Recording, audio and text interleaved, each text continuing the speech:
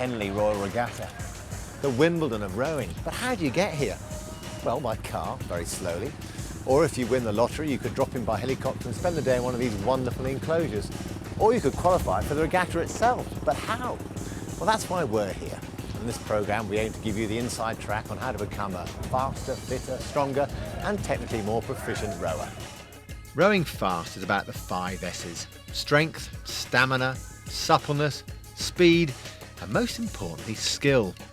We begin by breaking the rowing stroke down into fine detail, before showing you how to assess and monitor your own ability. Next, we look at a number of drills and training exercises that will improve every aspect of your stroke. We have a section on the importance of the cocks, and it's then down to the sweaty business of making you a fitter, stronger athlete. We show you the right way to train on dry land using weights and circuits, and the indoor rower, affectionately known as the ergo. And we look at the importance of cross-training and how to improve flexibility and core stability.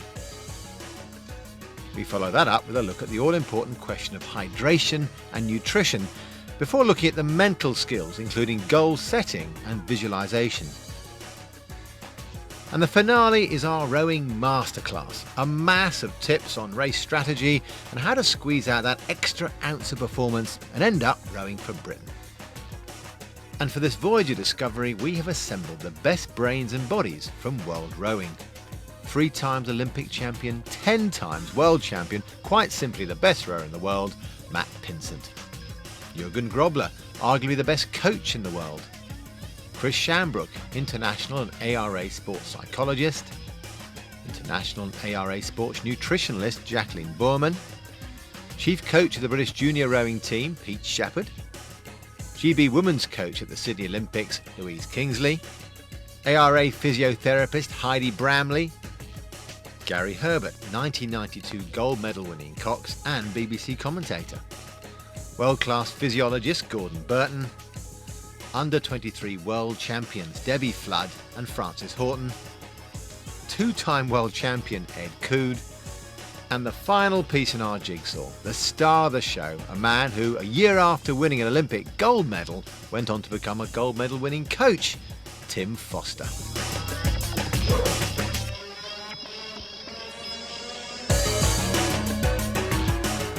Two of Great Britain's most successful ever athletes picking up another title at Henley. So let's start with a $64,000 question. What do you need to be a successful rower? I'll tell you what you need. You need to be huge. I mean, I don't mean big, I mean monster freak of nature huge. See that Matthew Pinsent bloke? You could play second row for England, no problem. Yep, I'm afraid unless you're at least 6'10" with a barrel chest and arms like a gorilla, you don't really stand a chance. Or maybe not. Tim Foster, in terms of pure dimensions, a pretty normal specimen. But Steve Redgrave said without him in their boat, they wouldn't have gone nearly as fast. So Tim, how do you do it? I mean, for me, despite being the smallest in the crew, what I gave them was the length and the rhythm that they need. And to me, it's not about being big and strong, it's about making your boat go that little bit quicker. And that's why we're here, simply to improve your rowing technique.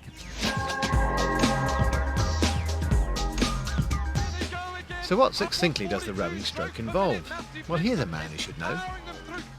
A front-loaded, leg-driven stroke with a very strong finish. So that's how I would describe the stroke. The technique we're talking about is an effective stroke, the principles of which are length of stroke, rhythm, timing and blade work, all of which stem from a good posture. It's about moving the boat as far as possible with each stroke with minimum effort. The whole movement is relaxed and rhythmical with no beginning and no end. Legs, body, shoulders and arms all contribute to the power. And don't forget, the core muscles are the key. And these principles are exactly the same for both rowing and sculling.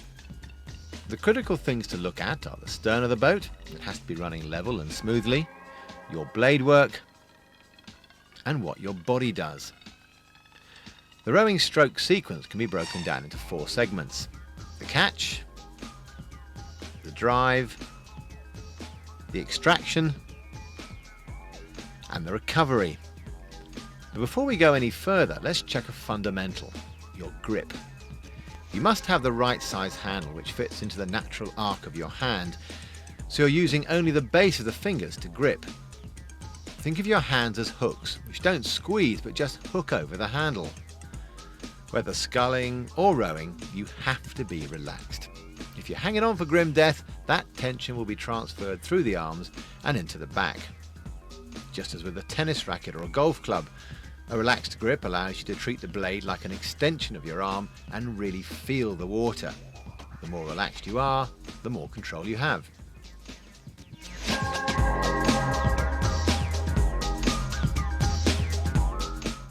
To go really fast, you need to develop an effective catch. Preparation for this starts during the recovery. The points to remember are to let the boat move under you on the recovery and to arrive at the catch in a comfortable position. The aim from there is to achieve the strongest connection from the power developed by the legs to the spoons in the water. Body posture is all important. If you saw somebody lifting weights like this, you'd step in and help, or at least call the nearest osteopath. Working on flexibility and stability will help you achieve good posture. But remember, upper body movement all comes from the pelvis. That's better. In fact, there are many similarities between this power clean and the rowing stroke. Now, although a beginner rower will start at the finish learning to balance the boat, let's, like our weightlifter, begin at the catch, because this is where effective use of power and therefore speed is developed. The back is flat, the shins vertical, there is little distance between the thighs and body, and your weight is on the balls of your feet. You should have freedom to breathe and get the most power from the legs. The feeling is that of being like a coiled spring. The spoons should be square as you approach front stops. Place them in the water to where you reach with a small vertical movement of the arms. Keep the arms straight and stay relaxed. Only when the spoons are fully submerged are they locked on and ready for the drive phase. The body angle stays the same. If performed correctly, the stern remains level and the seat should be stationary for a minimum amount of time.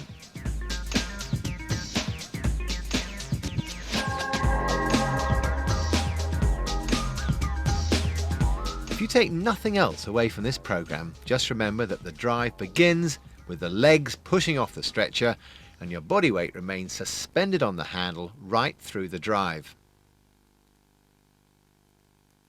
Effectively, the spoons stay still and you use the legs to lever the boat past them. Start driving the legs without changing the upper body position. Just as you straighten your legs with the handles level with your knees, open up your back and draw in your arms. If you're sculling, make sure the left hand is slightly above the right when the handles overlap. Towards the end of the drive, gradually draw the arms into your body. Keep the elbows higher than your wrists.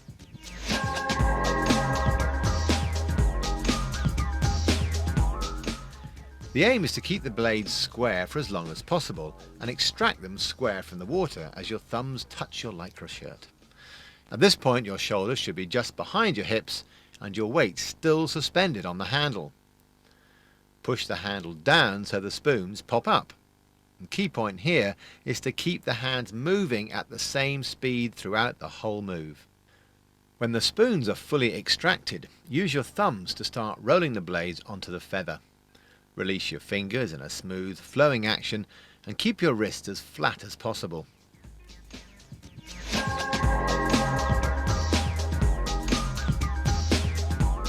The recovery phase is your preparation for the next stroke. It's all about organising your movements to minimise loss of speed. The momentum you've created continues to move the boat forward, and the key is relaxation. The more relaxed you are, the more oxygenated blood can get to your muscles. The arms move smoothly away first with the spoon clear of the water, and when they're almost straight, the body pivots forward from the pelvis in a comfortable and strong position, which is maintained throughout the recovery. Your weight is now on your feet. Keep it there. You should feel your legs come up to touch the body, not the other way round. Once the hands are past the knees, start squaring the blades in preparation for the next catch. Remember, last in, first out. So use your legs last on the recovery and then first on the drive.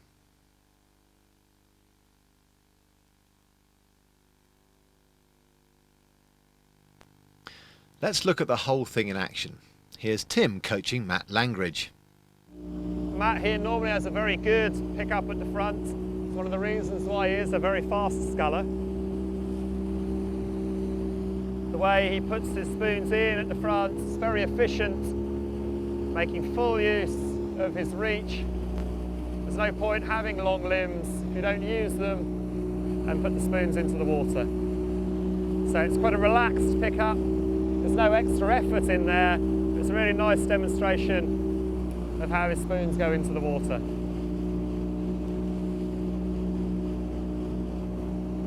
There's no effort, there's no energy in that placement. Shoulders, okay, they're a little bit hunched, but nice and relaxed.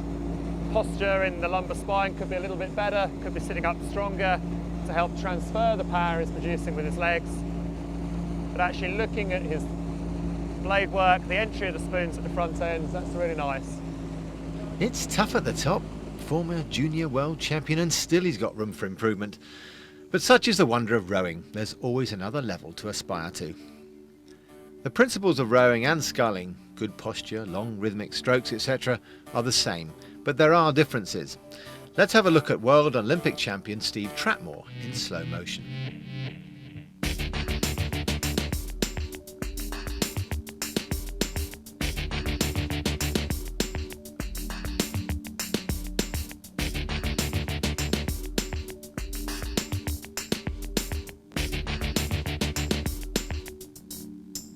The main difference is that the trunk rotates. The outside shoulder follows the arc of the end of the handle. The outside hand controls the draw of the handle, whilst the inside hand is responsible for feathering. The most successful athletes are those who do the basics best. Here's where Jürgen sees the basics of rowing being most commonly misunderstood. I think one of the mistakes is, and you can see it, is really the coordination. When they bring the blade in, some of them, they're just starting pulling with the arms because they think, oh, that's quite, because they have a little bit of better feeling in the first moment if they put the blade in and bending the arms, but then in the same time the legs are not driving, so they get a little bit in a conflict in the middle part of the stroke because the legs are still really bended, haven't done any work. And it's very hard to get the basics right when you're exhausted. Fitness training can be done away from the boat, so use your water sessions to improve your technique, not your fitness. The better you get, the longer you can train on the water.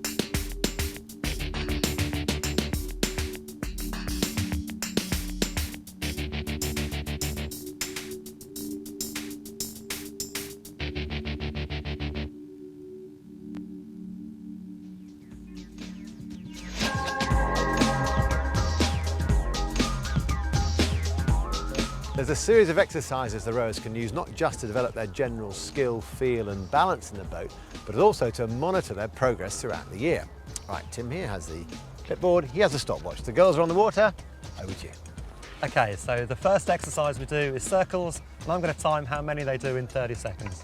Okay, girls, are you ready? Go! And as you can see, the girls then move their hands quickly around in a circle, holding onto the handles, and the idea is for them to do as many as they can in the 30 seconds. What it gives them is the idea of moving quickly and the feel for the boat and the confidence to move the hands quickly, which is what we want when they're up and racing and when they're rowing normally. The idea here is to slap the blades alternately as many times as possible in 30 seconds. The stiller you keep the body and the smaller the movements, the faster you can move the hands, and this is the key to good general rowing.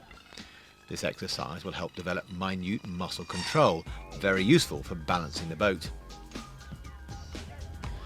The progression is to double slaps. This concentrates more on balance and it gets harder the further you move up the slide. The next drill is to see how long you can balance with the blades out of the water. It's a good test of core stability. You get 10 goes and your best time counts. You start balancing from the safe position. Fast and skillful athletes can do it well at front stops. The aim in this one is to rock the boat over until the riggers go under. You have to be relaxed and confident. Once again, it's a 30-second time trial, and I think we're witnessing a personal best here. The final balance progression, and believe me, this is difficult, is to do the same standing up. Who knows why, but girls are invariably better at this. Perhaps it's because they focus more on technique and skills and less on strength. Turn the boat round through 360 degrees as quickly as you can. It's a test of coordination and an understanding of what makes the boat move. Interestingly, those who turn round the fastest end up being the fastest in a straight line. How many strokes does it take to travel a defined distance? In this case, 500 metres. The fewer you do, the more effective your stroke. It teaches you about stroke length, about letting the boat run, and about the general feel and balance of the boat. And yes, if you think you've spotted a loophole, you've got to keep the handles moving. Then of course, the ultimate way to test your progress is to time yourself over set distances. And this can be done either on the water or on the indoor rower. The variations include doing it at a set rate or, as we've just seen, seeing how few strokes it takes to complete a set distance. Most of these exercises can also be done in a pair, which has the instability of a single, but which also adds an element of teamwork. To see how you rank in all these exercises, check out the ARA website, put in your results and get instant feedback.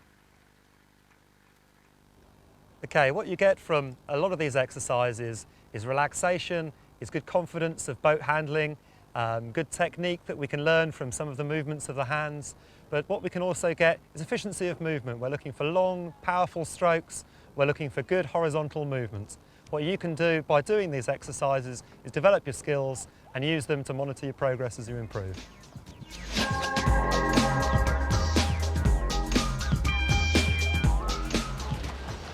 Once you've a good idea of what the complete stroke involves, there are a number of exercises and drills you can do that can help with each stage. The first one works on the catch. Over to you, Tim.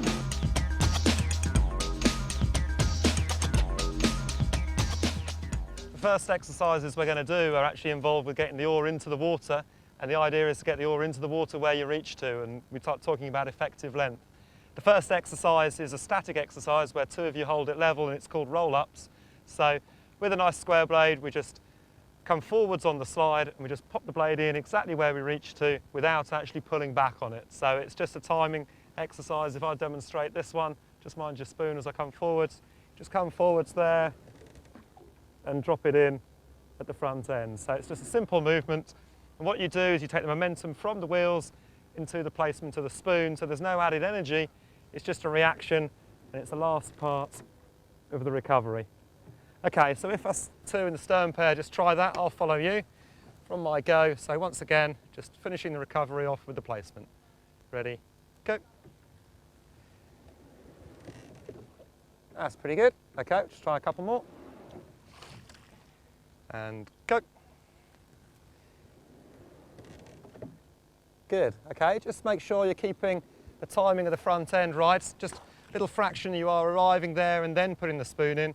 Just make sure we arrive with the wheels and pop the spoon in at exactly the same moment. Okay, ready, go. Good, you left me behind there. Okay, if we go to bow pair, and I'll sit and watch these. Okay, ready, go. Okay, just a little bit of a fraction of a delay out the front there, Matt. Just got there and then decided to lift the hands in.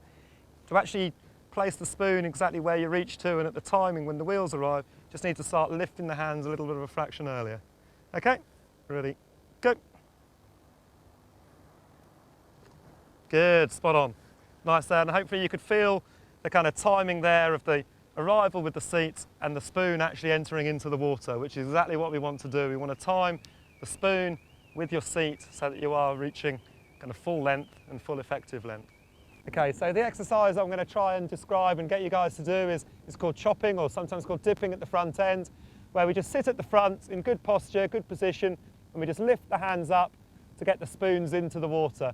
So we're not moving backwards at any point, just lifting the hands, shoulders loose and level, and we just lift and dip the spoons into the water. And the secret all four is to be definite about what you do. Don't be tentative, don't be shy. Make sure it's a definite movement to cover those spoons. So whole crew come forwards with the blades squared in the water. Ready for the chopping. Ready, go. Good, well done. Nice definite movements with the hands. Loose, slow shoulders. Okay, easy there. Okay, when you get it right, you should feel that, yeah, you're ready and you're getting hold of the water exactly where you reach to, ready to start producing the positive numbers that are going to make the boat go forwards. Okay, so the next exercise I'll suggest for timing at the front end is what I call slaps. And for me, the idea of slaps is, once again, you just roll forwards. There's a little bit of movement in the boat.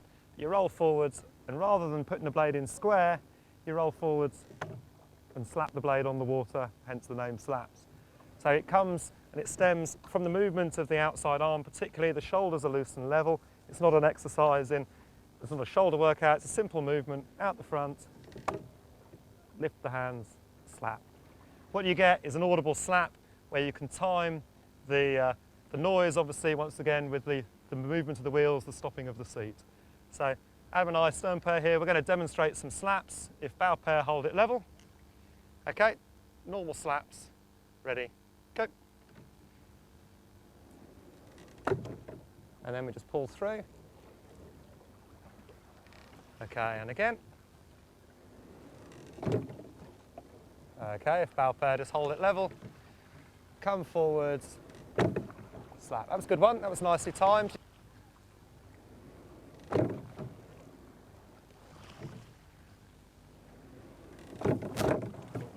And easy there. Okay, that was good timing at the front. And once again, you not only get the feel of when you get it right from the water, you also get the noise, which is another receptor that you can look at to see if you've got it right.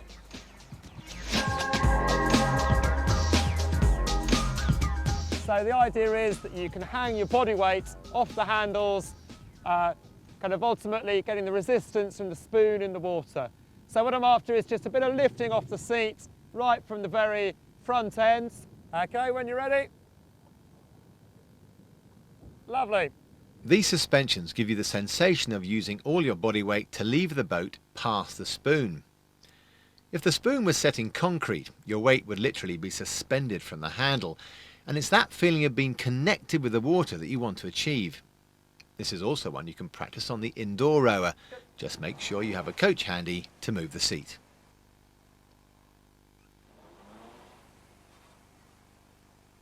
The next exercise is actually the start of the drive phase, and for me the start of the drive phase is a push with the legs. There's no movement in the upper body, that stays still, just pushing the legs. And in order to exaggerate this exercise, we're just going to do the first 2 inches of the drive, which you come out and just push, and it's just on the legs. There should be no movement in the upper body itself. Okay, so we're now going to demonstrate this once again with my beautiful assistant. We're going to demonstrate just the first 2 inches on the leg drive with the bow pair holding it level. Okay, just come forwards, sit at the front, first 2 inches, ready, go. So literally sit there, shoulders loose and relaxed, sort of low and flat, and it's just on the legs. If you find yourself having to reach forwards on the recovery, it's because you've used your back during the drive. It's just on the legs. Good. Okay, now if we just go for slightly more length, so we look for the first 6 inches on the legs, go. And still it's just purely on the legs themselves. So the body angle stays exactly the same, just the legs push.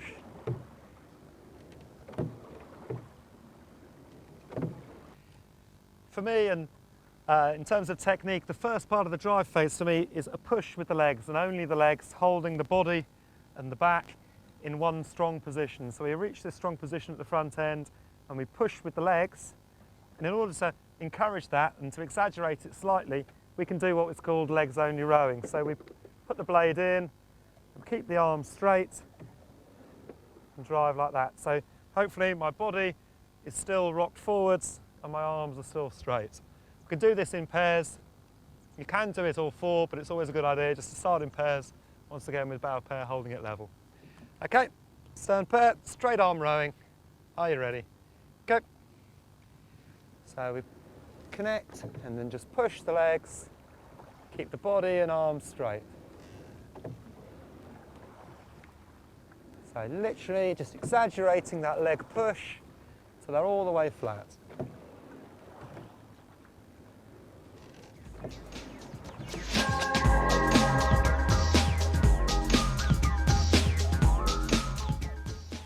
If you start to feather the blade before you extract, you cause drag and you will slow the boat down. So by practicing paddling with square blades, i.e. without feathering, you ensure the spoon is covered for the whole length of the stroke and that it comes out vertically and therefore cleanly.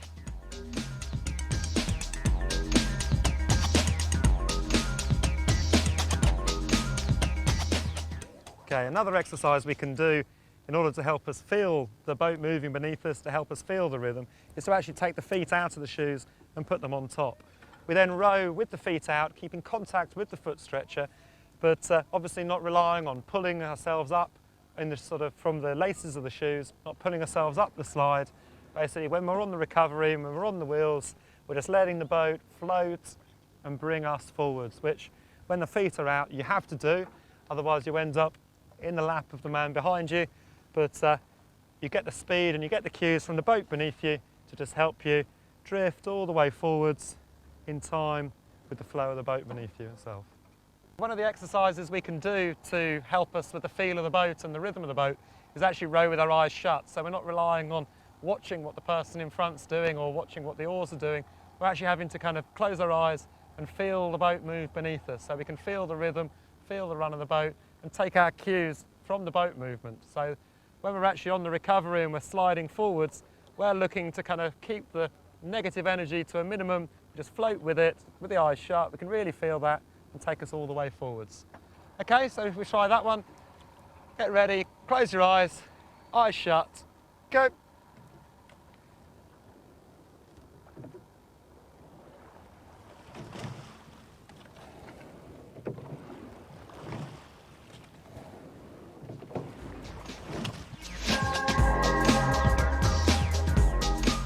A good crew keeps the boat at a constant level and feels it move under them. Check the stern of this quad, absolutely still. At race pace, and Matt's well above that here, it's far harder to stay level. A way to monitor yourself is of course to look at the stern, but you can also attach a straw. If the water is flowing out constantly, you're in good shape. If not, the stern is dipping and slowing the boat down.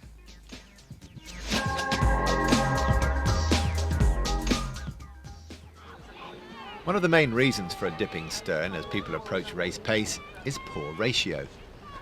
Often less experienced crews are in such a hurry to get to the next stroke that they rush the recovery, and it's when they move forward faster than the boat that their weight sinks the stern. The recovery should take longer than the drive. Here, Matt and Adam are increasing their rate by 10 strokes a minute. However, the ratio between drive and recovery remains good, so the boat stays level.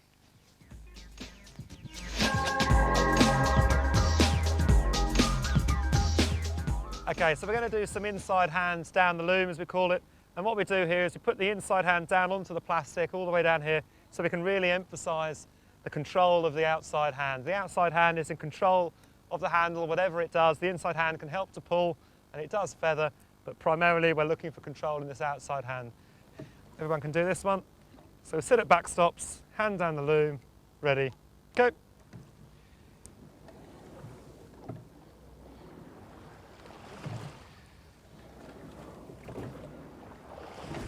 So outside hand at the front, and the back turn is in control, there and there. Easy. Those are just a selection of the many drills you can use. Others include single strokes with pauses, variations in slide length, rowing with one hand only, and changes in pressure. Put all the exercises together and it can all start to flow like these top juniors.